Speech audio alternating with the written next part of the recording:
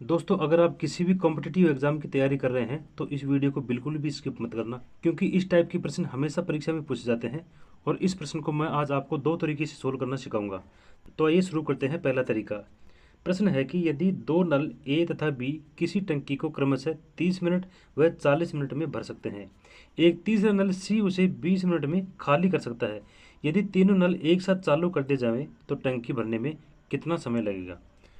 तो दोस्तों, इस प्रश्न में दो नल ऐसे हैं ए और बी जो टंकी को भरते हैं 30 मिनट और 40 मिनट में, और तीसरा नल है सी, उसे 20 मिनट में खाली कर सकता है। तो सबसे पहले अगर भरने वाले नल की बात करें तो ए और बी दोनों उसको 30 मिनट और 40 मिनट में भर सकते हैं। तो सबसे पहले ए उसे अगर 30 मिनट में भर सकता है तो ए 1 मिनट में उस टंकी का कितना हिस्सा भर देगा, ये हम निकाल लेते हैं।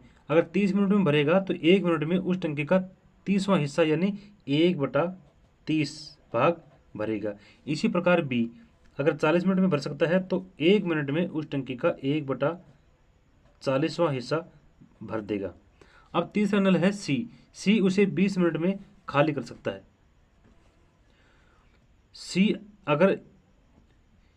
अगर 20 मिनट में उस टंकी को खाली कर सकता है तो सी 1 मिनट में कितना हिस्सा टंकी का खाली कर देगा, तो ये इसे 1/20वां हिस्सा 1 मिनट में खाली कर देगा। अब जो भरने वाले नल है उनको आपस में जोड़ देंगे और जो खाली करने वाला नल है उसको घटा देंगे, तो हमारा 1 मिनट का परिणाम आ जाएगा कि 1 मिनट में टंकी कितनी भरेगी। अभी 30, 40 और 20 का एलसीएम कितना होगा, इनका एलसीएम होगा 120।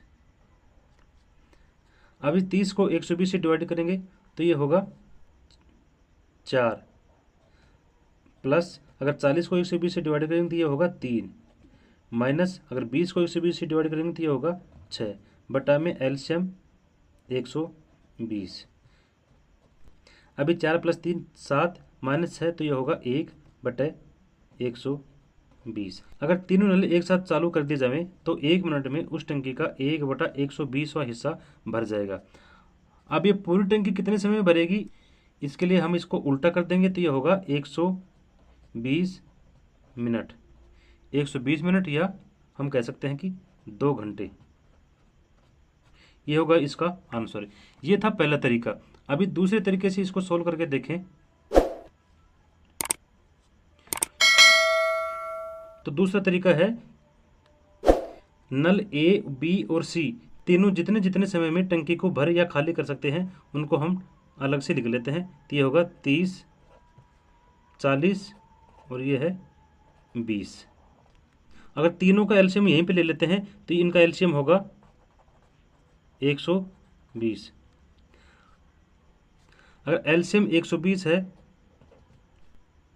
बटा इन तीनों को एलसीएम से डिवाइड करके देखते हैं। 30 को एलसीएम से डिवाइड करेंगे तो ये होगा 4, और 40 को एलसीएम से डिवाइड करेंगे तो ये होगा 3, और 20 को एलसीएम से डिवाइड करेंगे तो ये होगा 6।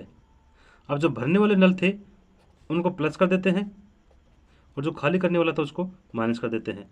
तो ये होगा 120 बटा 4 और 3 7 में से 6 गए तो 1 की कोई वैल्यू नहीं होती, तो ये हो गया 120 मिनट या हम कह सकते हैं 2 घंटे। तो इन दोनों तरीकों से हम प्रश्न को आसानी से सोल्व कर सकते हैं। तो इस प्रश्न में अगर किसी प्रकार की कोई क्वेरी हो तो आप कमेंट करके बताएं, और अगर वीडियो अच्छी लगी हो तो वीडियो को लाइक करके चैनल को सब्सक्राइब करें। Thank you.